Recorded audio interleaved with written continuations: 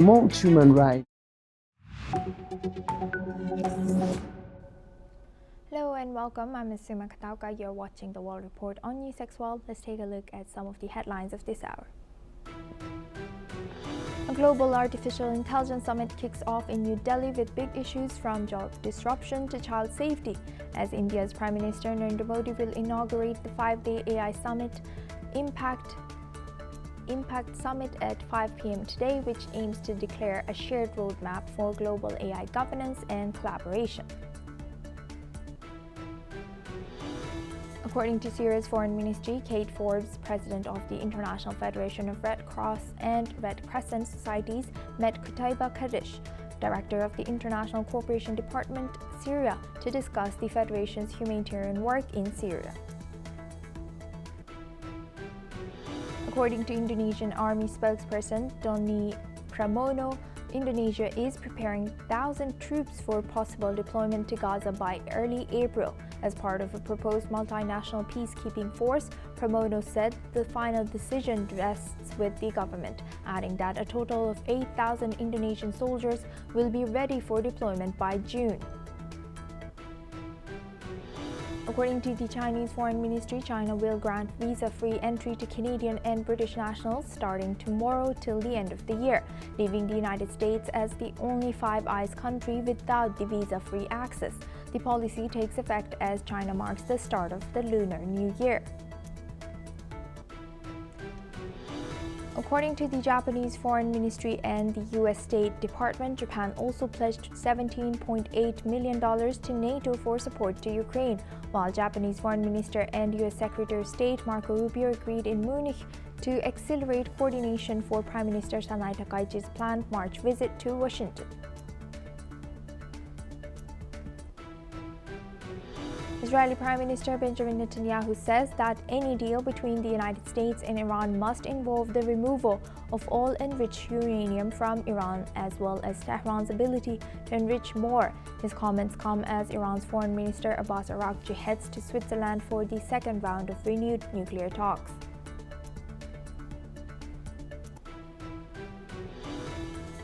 U.S. President Donald Trump said Board of Peace member states will announce at an upcoming meeting on Thursday a pledge of more than $5 billion for reconstruction and humanitarian efforts in Gaza.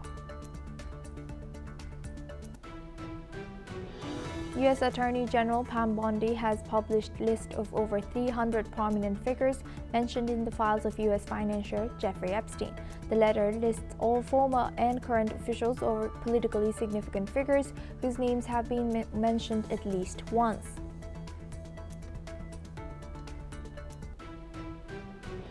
For this hour, we start with U.S. The United States has, for the first time, transported a small nuclear reactor by cargo aircraft, marking a major step towards rapidly deployable nuclear power for military and civilian use. The Departments of Energy and Defense flew a microreactor from California to Utah aboard a C-17 military aircraft in partnership with California-based company Valar Atomics. The reactor was transported without nuclear fuel. The flight landed at Hill Air Force Base with Energy Secretary Chris Wright and Pentagon official Michael Duffy on board. Officials described the operation as a breakthrough for nuclear logistics and energy security. The demonstration comes as the administration of President Trump pushes to expand small nuclear reactors to meet rising energy demand, including for national security and advanced artificial intelligence systems. Let's listen in. Powering next-generation warfare will require us to move faster than our adversaries, to build a system that doesn't just equip our warfighters to fight, but equips them to win at extraordinary speed. Today is a monumental step towards building that system. By supporting the industrial base and its capacity to innovate, we accelerate the delivery of resilient power to where the advanced pilot reactor program that you're seeing today. 10 small reactors will be quickly licensed or have been licensed through the Department of Energy. Before they sell commercial power, they'll be licensed by the Nuclear Regulatory Commission. But we've moved quickly to get multiple reactors critical by July 4th of this year. the 250th anniversary of our country. We went 40 or 50 years without building much in the nuclear space, and from executive orders only about 12 months ago, before July 4 of this year, we will have multiple nuclear reactors critical. That's speed, that's innovation, that's the start of a nuclear renaissance. Now we welcome retired Major General Siddhakarji. He's a senior geopolitical and strategic defense expert, joins us live from Jaipur.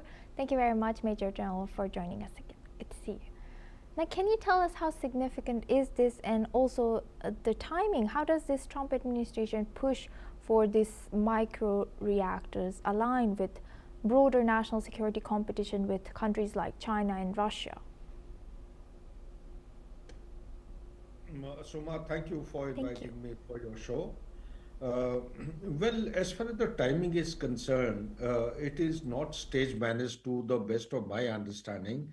It has come in the natural sequence of event, and the USA has been carrying out research and trying to invest time, energy, and effort towards green energy, nuclear energy being what it is. They have been actually pushing it hard for past couple of years, particularly in last 10 to 15 odd years, or more than 2 decades or so. The data centers have come up significantly. Semiconductor industry has actually, expanded by leaps and bounds. And you have electronic industries. They have also picked up momentum in USA. So if they have to depend on the fossil fuel, well, that adds on to the carbon dioxide in the environment and also pollutes the air quality, one. Number two, it also has got very serious consequences against the climate change, although USA is not a signatory to the climate change. But the fact remains that this articulation which you just played is actually painting a backdrop of the future modern war. The modern war can't afford to have, systems or your logistic bases without power. The logistic bases have to have continuous power. And as on today, significant percentage, I don't have the accurate figure, significant percentage like Illinois, you have Georgia, these kind of provinces, they have large number of nuclear reactors, and their dependence on the nuclear energy is pretty high. America is working towards expanding this dependency on the green energy. Now, what it matters is, it is first of its kind, to the best of my understanding and knowledge. I don't think China has ever moved this small nuclear reactors, nor has Russia so far, nor any country in the Europe. Nobody has moved by air. This is for the first time, as per my understanding and research, it has been done successfully by USA. This is a landmark achievement. Number two, this nuclear reactor, you call it as modular nuclear reactor, it has got the capability, it's size of a van. It has got the capability to generate power which can light 5,000 homes. It can generate something close to a little more than 5 megawatt, and 5 megawatt means it can light up 5,000 homes. And also it does not have a prolonged or extended logistic backup required.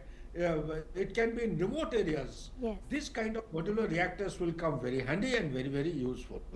And third and most important thing is, in times ahead, USA is going, not only USA, the European countries have started shifting towards the nuclear energy.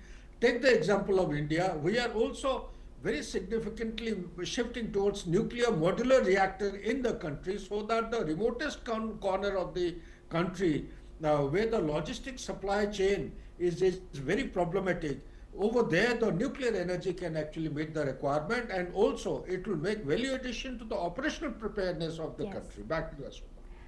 Thank you for highlighting that and sharing that significance of this. Thank you very much, Major General Siddhakarji. Please stay with us as we come back to you. Now, Ukraine has launched a major drone attack on the Belgorod region, sending over 80 UAVs and more than 10 munitions across various districts. The Shebekinsky district suffered significant damage, including a commercial facility, several private houses, and power lines. Meanwhile, Ukrainian troops have reportedly cut off the enemy's logistics in the western part of Konstantinovka, according to Denis Pushlin, head of the Donetsk People's Republic. Russian troops have also advanced towards Dobropolye, continuing operations in the Krasny Liman frontline area. The situation remains tense with ongoing attacks and military developments. Now we welcome back retired Major General Siddhakarji. Thank you very much, Major General, for staying with us. Now looking at this, it seems like the front lines are escalating from both sides. How do you think this will be jeopardizing the upcoming talks between US, Russia and Ukraine? Yeah, that's a good point you have raised. Good question. Thank you. You see, my understanding is that the peace process will continue, and these kind of escalation of the military operations also will continue side by side.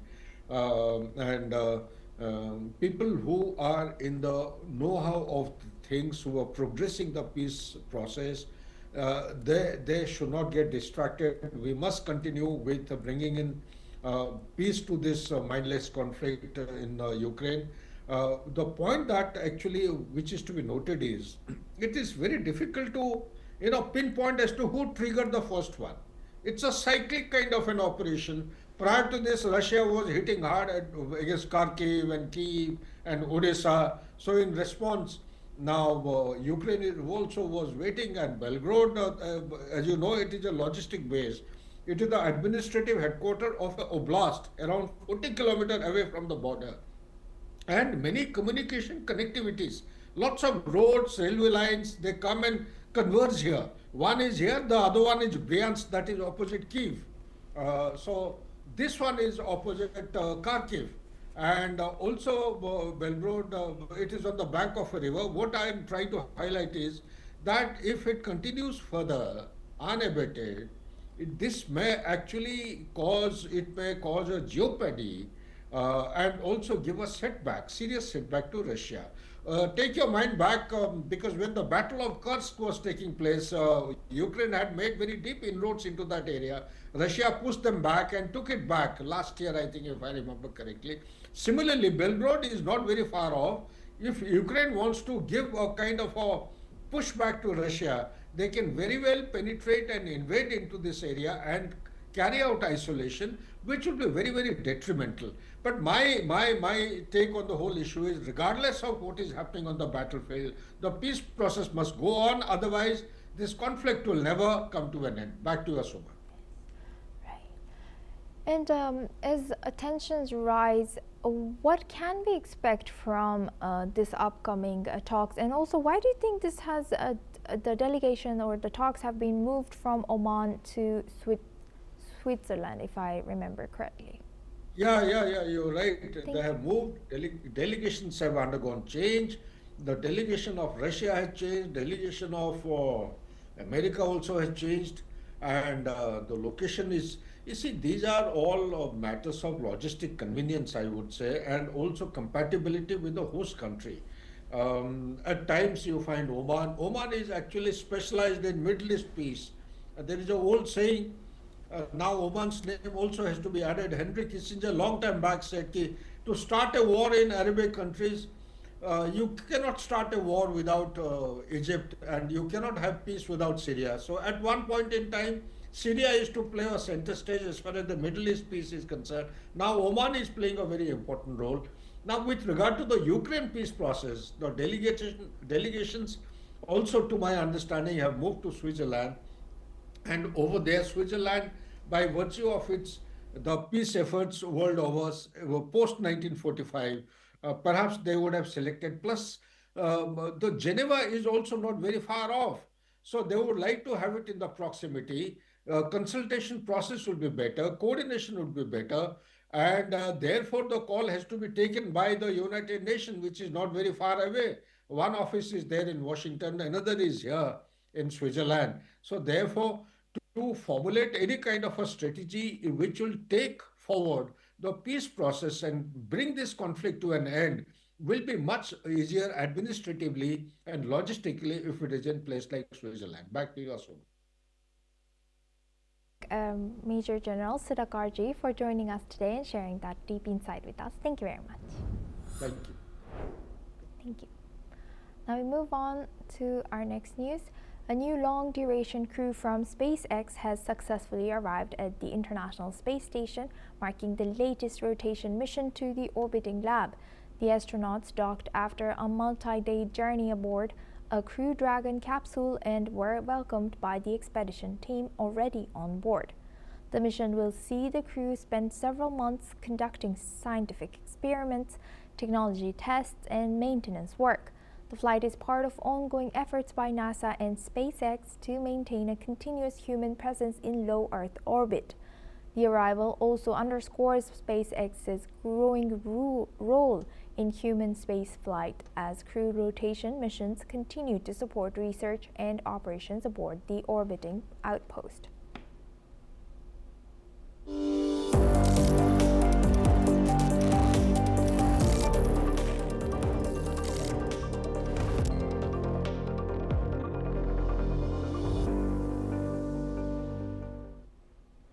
The much-anticipated AI Impact Summit 2026 has officially begun in New Delhi, with global leaders and innovators gathered to discuss the future of artificial intelligence. Prime Minister Narendra Modi will inaugurate the summit this evening, bringing together over 2.5 lakh registered participants from more than 100 countries. India's Vice President C.P.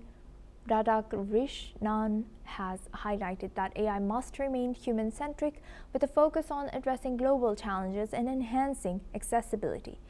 Meanwhile, global leaders like French President Emmanuel Macron and UN Secretary-General Antonio Guterres are attending, alongside industry giants like Sundar Pichai, Sam Altman, and Shantanu Narayan, further solidifying India's role in shaping AI for global benefit. Key sessions have already started, featuring discussions on crucial topics. These include AI's impact on employability, India's AI infrastructure, and the role of AI in societal benefits. Furthermore, AI for economic development and AI governance will be discussed in sessions that will set the tone for future global partnerships in AI. The AI Impact Expo, which opens tomorrow, will showcase more than 300 pavilions displaying the latest advancements from 13 countries, including the UK, Japan, and Australia.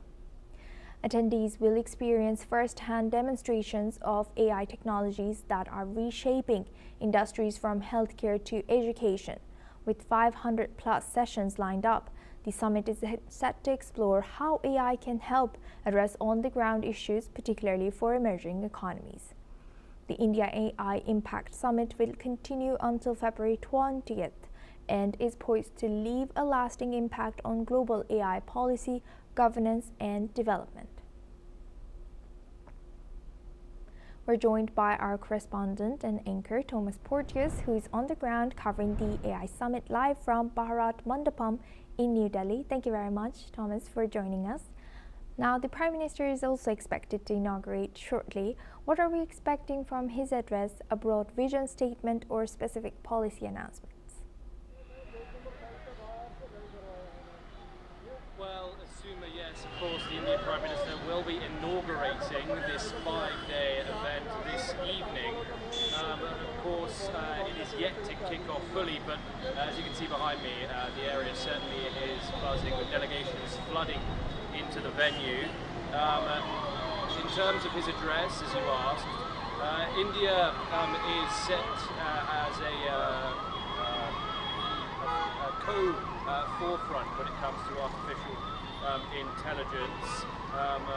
It has the third largest startup ecosystem globally, just behind the United States and China, the two frontrunners of this global AI race. But as you said, the address is set to set up a standard for AI being accessible by all. That is the forefront at the first AI summit in the global south.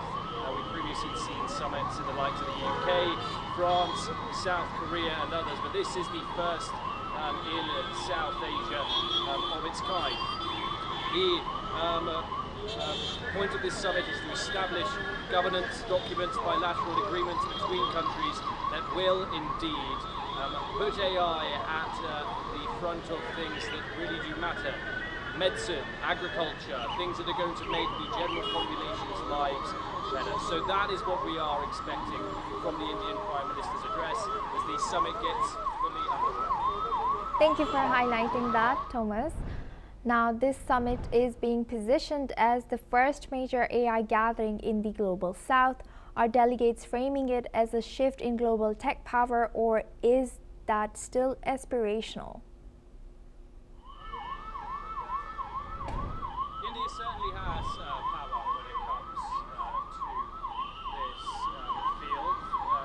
Its tech industry is one of the leading factors which, of course, has made India explode economically. It is, after all, the fastest growing economy in the world. However, it does trail behind the United States and China, but India is the world's third largest ecosystem when it comes to artificial intelligence, economically behind Beijing and Washington when it comes to this.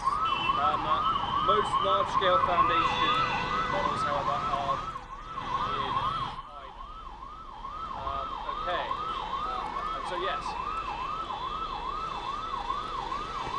Thank you, Thomas, for sharing that. And now, with CEOs and policymakers under one roof, are we expecting major bilateral meetings or side deals to take place alongside the former sessions?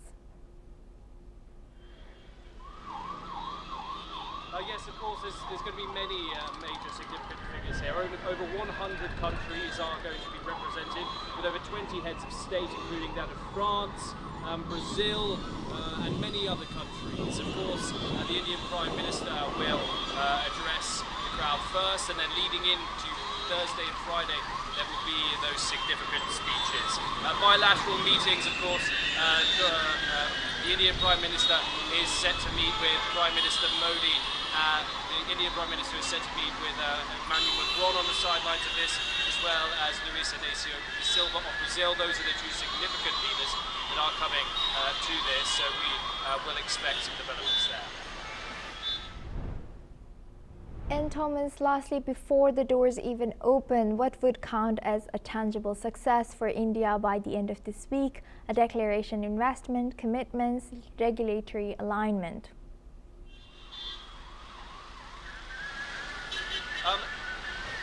Success would look like a concrete AI compute expansion, funding commitments, including in multi-million-dollar deals, multi-billion-dollar deals even. Those are the sorts of economies that are attending today. And also an international declaration by dozens of countries which are in attendance, which lead to the safety of AI and the usage of it when it comes to the benefit of the mass population. So we are, of course, expecting further developments over this week. We'll, of course, bring that to you live here from the venue. With that, I would like to thank Thomas for joining us live from Bharat Mandapam and sharing that insight. Thank you very much. Now that's all we have time for. Keep watching NewsX World for more news updates from around the world.